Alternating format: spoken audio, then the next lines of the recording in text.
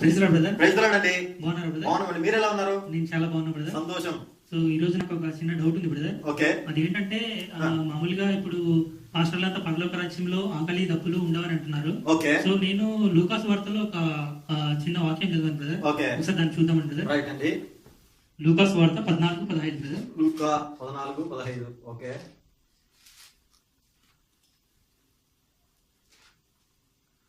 ఇక్కడ ఆయనతో కూడా భోజన పంక్తిని కూర్చుండిన వారిలో ఒకడు ఈ మాటలు విని దేవుని రాజ్యంలో భోజనం చేయవాడు ధన్యుడు ధన్యుడు అని చెప్తుంది. ఇక్కడ భోజనము దేవుని రాజ్యంలో భోజనం ఉంటుందని.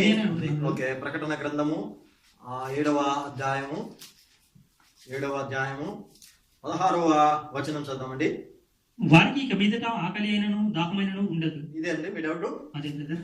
ఎందుకంటే ఇక్కడ ఆకలి ఉండదని అంటున్నారు, అక్కడ ఆయన రాజ్యంలో భోజనం ఉంటుందని ఉంటుంది. ఓకే. యేసు ప్రభు గారు కూడా చెప్పారు, దేవుని రాజ్యంలో మీతో కలిసి ద్రాక్షరసం కొత్తగా తాగు వరకు మరలా నేను తాగనని కూడా.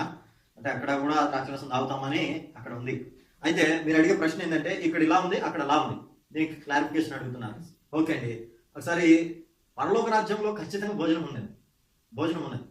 ఎందుకంటే పరలోకంలో భోజనం ఉంది అనేటువంటి సంగతిని మనం గమనించాలి. ఎలా గమనించగలమంటే ఇందాక మీరు చదివిన లూకాసు వార్త 1, అలాగే ఇప్పుడు ఒకసారి కీర్తనల గ్రంథం చూద్దామండి. 78వ కీర్తన. ఇశ్రాయేలీలు ఐగుప్తు నుండి మరి పాలస్తీనాకు బయలుదేరే దారిలో వారు మరి ఆహారం కొరకు దేవునికి మొరపెట్టగా దేవుడిచ్చిన ఆహారం. కీర్తన 78:25 చదవండి. 25. దేవదూతల ఆహారము నరులు భుజించిరి, భోజన పదార్థములను ఆయన వారికి సమృద్ధిగా పంపాను. అంటే దేవదూతలు కూడా ఆహారము భోజనం చేస్తారన్నమాట. అంటే పరలోక రాజ్యంలో ఏముంది? భోజనం అనేది ఉంటుంది, సమృద్ధిగా ఉన్నదని మనం చూస్తున్నాం.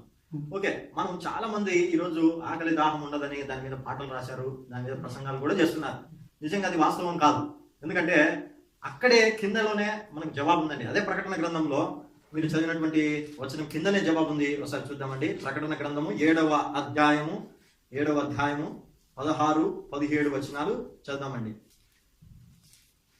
16-17. అవునండి. వారికి ఇక మీదట ఆకలి అయినను దాహమైనను ఉండదు, సూర్యుని ఎండైనను ఏ వడగాలి అయినను వారికి తగలదు. ఏలైనగా ఇదండి రీజన్. ఇప్పుడు రీజన్ చెప్తున్నాడు. ఏలైనగా, ఎందుకనగా అని చెప్తున్నాడండి. వై బికాస్ అనేది ఇక్కడ తెలియజేస్తున్నాడు. ఎందుకంటే అనేటువంటి విషయాన్ని చాలా మంది చూడరు. ఆ పై వరకే ఆకలి ఉండదు, దాహం ఉండదు. ఎందుకు ఉండదు అనేది కింద చెప్తున్నాడు. చూద్దాం చూడండి. ఏలైనగా సింహాసన మధ్యమందుండు గొర్రెపిల్ల వారికి కాపరి అయి జీవజలముల బుగ్గ యొద్దకు వారిని నడిపించు. జీవజలముల బుగ్గ యొద్దకు బుగ్గల యొద్దకు వారిని నడిపించును. అంటే జీవజలముల బుగ్గల యొద్ద కంటే సమృద్ధిగా ఉన్నటువంటి చోటికి నడిపిస్తాడు. అందుకని ఆకలి దాహం ఉండదు అని ఇక్కడ క్లారిటీగా యోహాను భక్తుడు వివరిస్తూ రాస్తున్నాడు. ఓకేనండి.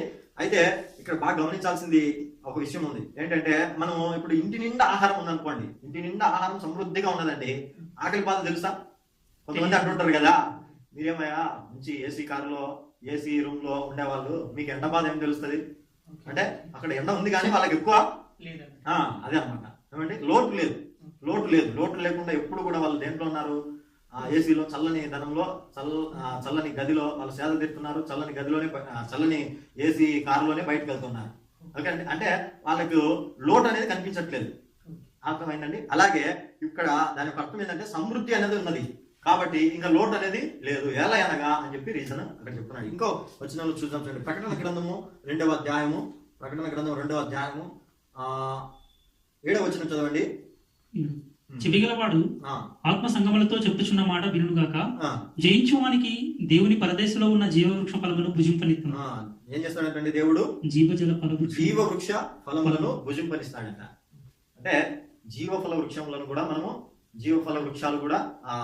జీవవృక్ష ఫలాలు కూడా మనము తింటామని ఇక్కడ స్పష్టంగా బైబిల్లో చెప్పబడి ఉంది. ఇంకా అనేక చోట్ల యెషయా గ్రంథంలో కావచ్చు, అలాగే మత్తయిలో కావచ్చు, అన్ని చోట్ల, చాలా చోట్ల, లూకాలో కావచ్చు, ఉపమాన రీతిగా ఆయన మరి ఎన్నో చోట్ల చెప్పినాడు. మనం చూస్తున్నాం.